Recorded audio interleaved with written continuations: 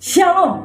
Perenungan firman Tuhan kita pada saat ini terambil di dalam kitab 1 Samuel pasal yang pertama sampai pasal yang ketiga. Namun saya akan mengambil satu bagian saja di dalam 1 Samuel pasal yang pertama ayat yang ke-12 sampai ayat yang ke-17. Bapak Ibu Saudaraku yang dikasihi oleh Tuhan Yesus Kristus, apa ukuran kesuksesan menurut saudara? Apa ukuran keberhasilan menurut saudara?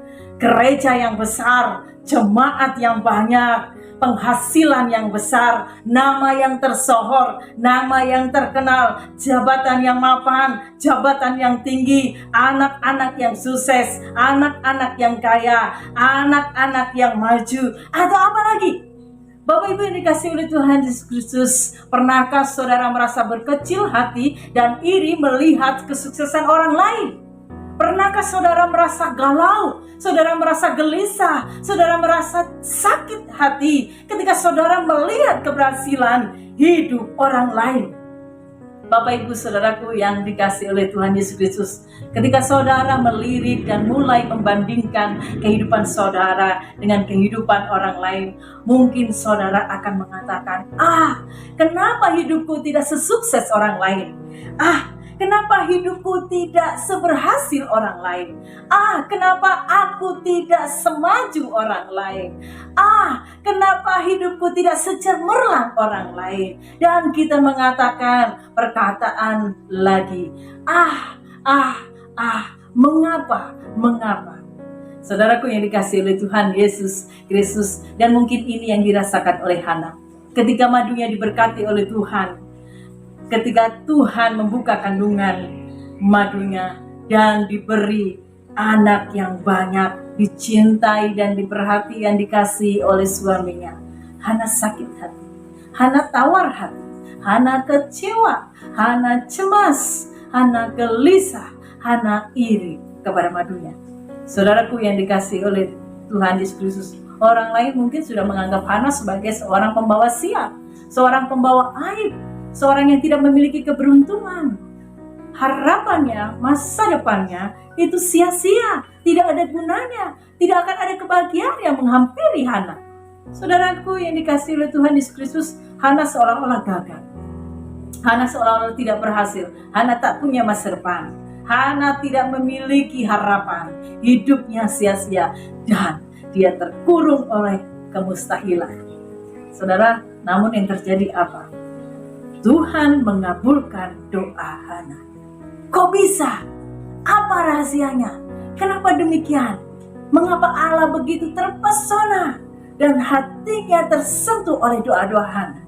Jawabannya adalah karena Hana memiliki iman yang hidup. Hana tidak pernah putus asa, Hana tidak pernah menyerah. Dia tahu siapa Allahnya dan tidak akan pernah membiarkan dia dalam kesusahan. Bapak Ibu Saudaraku yang dikasihi oleh Tuhan Yesus Kristus, ada seorang pemain bulu tangkis, saudara. Dia sedang bermain bulu tangkis dan ketika lawannya memperoleh angka 1, dia masih tenang. Dan ketika lawannya beranjak memperoleh angka 2, dia masih tenang, saudara. Dan ketika lawannya memperoleh angka 3, dia merasa bahwa dia masih memiliki kesempatan. Namun apa yang terjadi ketika lawannya itu memperoleh angka 5, 6, 7, 8 dan hampir kepada nilai yang tertinggi, dan dia masih memiliki angka 0. Dia mulai galau, saudara.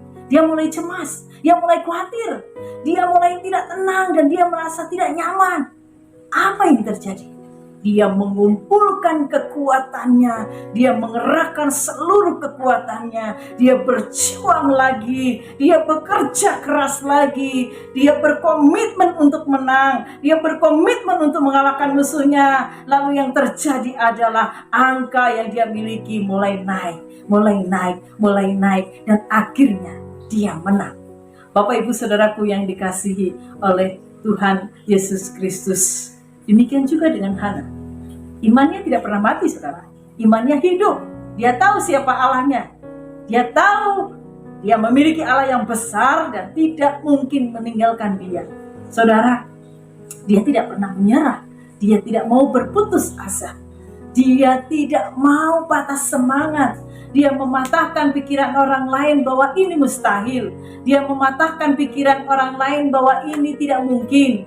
Dia mematahkan pikiran orang lain bahwa dia tidak mungkin bahagia. Yang terjadi adalah dia bahagia. Tuhan menjawab doanya dan dia memperoleh apa yang dia inginkan.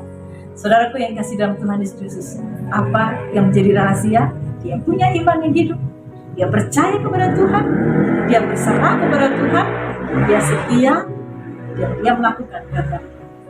Saudaraku, hamba-hamba Tuhan yang dikasihi oleh Tuhan, jika pelayanan kita belum membuahkan hasil, jika pelayanan kita masih terlihat kecil, jika pelayanan kita masih jauh dari harapan, jika pelayanan kita seolah-olah masih terseok-seok, jika pelayanan kita seolah-olah kalah bersinar dengan pelayanan orang lain, ingat pelayanan kita adalah pelayanan Tuhan, miliknya Tuhan, kepunyaan Tuhan.